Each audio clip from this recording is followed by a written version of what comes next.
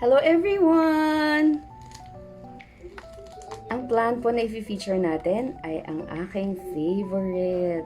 At favorite ng maraming tao because of its beautiful and classic look. Ito ay ang mga roses. Nakakatuwa kasi hindi lang red. Ang dami-dami ng colors na available ngayon sa market. And yung variety niya, minsan multicolor na siya sa isang flower, sa isang bud. Combination of different colors. Ang gaganda. And meron na kayong makikitang color orange, purple, white, pink, peach, choca brown. May mga ganong varieties na kaya ang ganda-ganda. Purple pala, parang wala pa akong nakikita. Pero how I wish na meron din, ano? So, yun namang red and magenta. Classic naman po yan. Laging meron. So, ang pag-uusapan po natin is paano po mag-repot and ano po yung care na dapat na ibigay natin sa mga roses natin. So basically, halos pare-pareho naman po yung way kung paano alagaan yung mga plants natin. Pero ang kaibahan lang po ng roses, since nagbubloom yung mga flowers niya, kailangan niya po ng exposure sa sunlight na at least 6 hours direct sunlight. So makakapag-alaga po tayo nito and makakapag-produce po tayong magagandang flowers kung meron po tayong space sa bahay na merong enough sunlight, kasi yun po yung kailangan nila. So, mostly po ako nabili natin ito sa mga nurseries. In my case, sa Benguet po, sa Baguio, ang pinanggalingan niya malamig na lugar. So, nandito tayo ngayon sa Metro Manila, medyo mainit po. Yung mga plants po na ito, medyo naninibago po siya pagdating sa Manila. So, most of the time po, wag muna natin siyang galawin from biyahe. Pahingahin muna natin siya. Let us make them sit for mga 2 to 3 days. Kasi stressed pa siya. Hayaan muna natin na ma-acclimatize niya yung sarili niya dun sa bagong environment. So, dito medyo mainit kasi sa labas. Although mainit din sa Baguio, kaya lang meron ding malamig na malamig naman yung temperature nila. So dito talaga sobrang init. So baka ma-shock siya. Makakos ng lagas ng mga dahon tsaka pagka-yellow ng mga dahon. So ang first thing po na dapat natin i-consider is mag-repot po tayo after a few days, kasi po hindi sila nakakakuha ng enough nutrients na kailangan nila. Mostly po, mga plants ito is galing sa mga greenhouses. So, ang binibigay po sa kanila is mga fertilizers, saka controlled po yung light. Kaya po dapat ilipat na po natin siya sa soil na talaga namang mabubusog siya. Yung mga kailangang nutrients makuha po niya. So, usually po ang ginagamit kong combination is garden soil. Tapos ilalagyan ko po siya ng compost or any organic fertilizer na readily available naman po sa mga garden houses, sa mga nurseries, and sa online. Makakabili po tayo ng vermicast o kaya po cow manure or anything na available po na organic fertilizer. So, i-mix niyo po yan kasama ng pwedeng lagyan din po ng ipa ng palay, o kaya po perlite, yung pong maliliit na bato, para po well aerated ang ating soil. Kasi importante po, fast draining ang soil natin at makakalabas po siya dito sa mga butas ng ating pots. So siguraduhin nyo rin po na yung pots natin malaki po yung butas or maraming butas, para pagka po nagdilig tayo, makakalabas po agad yung water. Kasi kadalasan po ang nagiging cause ng pagkamatay ng plants natin is yung overwatering than underwatering. Kapag po clogged yung soil, nagkakaroon po ng root rot. So, yun po ang pinaka-major consideration natin. Ingatan po natin. So, tanggalin na po natin siya from the plastic bag.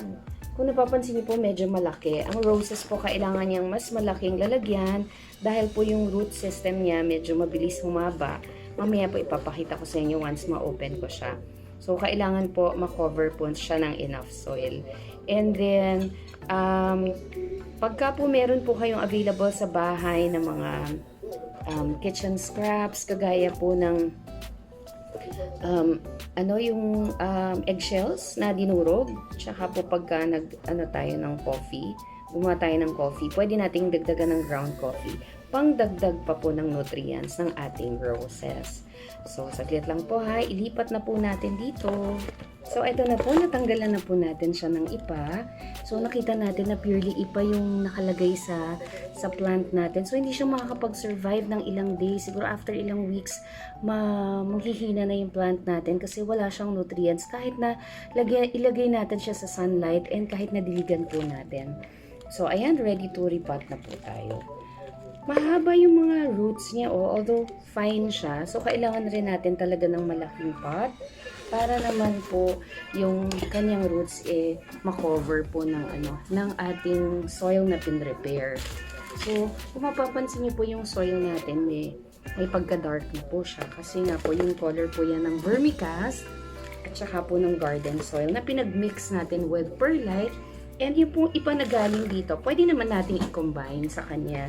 Pampaloosen up lang po din ng soil para nakakahinga po yung plants. Tapos po, hindi po ako gumagamit ng chemicals to fertilize my plants. Usually, ang ginagamit ko po is yung hugas bigas o kaya po yung mga fruit peelings. Ibababad ko po sa water. Tapos, yun po ang ginagamit ko na pangdilig. And gustong-gusto po siya ng mga halaman. Tapos po, lagi naman siguro tayong kumakain ng eggs. Yung mga eggshells po, ipunin po natin, dikdikin natin. Tapos, isama po natin sa soil. Tapos, once in a while po, magdagdag na lang po tayo ng organic fertilizer, kagaya nga po ng vermicast or kung ano man po yung available sa atin na pwede nating makuha. So, yun po, para masumigla siya at sumaya siya at magkaroon siya ng bloom. So, medyo papahingahin po natin siya, pero after a while, pwede na po natin siyang i-prune. Tanggalin po natin yung mga may buds, hindi yung may buds, yung may mga flowers na palanta na. Yung after its full bloom, pwede na nating tanggalin para po after a few weeks, magkaroon na po siya ulit ng bagong flowers. So, in a few days, ititrim po natin, ipapakita po natin sa inyo kung paano naman po mag-propagate ng mga roses using stem cutting. So, follow po kayo ha. Please subscribe and para po inform po kayo, i-on niyo po yung notification bell para kung meron po tayong bagong i-upload, mai-inform po kayo. So, ito, okay na siya. After a while, i-expose na natin siya sa sunlight, pero wag po natin bibiglain kasi kahit sino po, kahit tao na siya shock pag nabibigla. So, unti-unti po. So, for a few hours muna siya sa morning sunlight and then kapag kaya na niya, saka na po natin siya ilagay sa full sunlight. So, ayan na po siya. Bawasan natin to mga after a few days. So, ayan lang po ang ating i-share for today. Sana po meron po akong na bigay sa inyo na dagdag kaalaman. And sabi nga po nila, para mapanatili nating happy yung ating mga plants, kausapin natin sila at kantahan. Yan ang sikreto ng magagandang blooms. Okay? Sige po, bye for now. I'll see you again. Kung may request po kayo ng mga ibang plants, ilagay nyo lang po sa comment and i-feature po natin sa ating channel.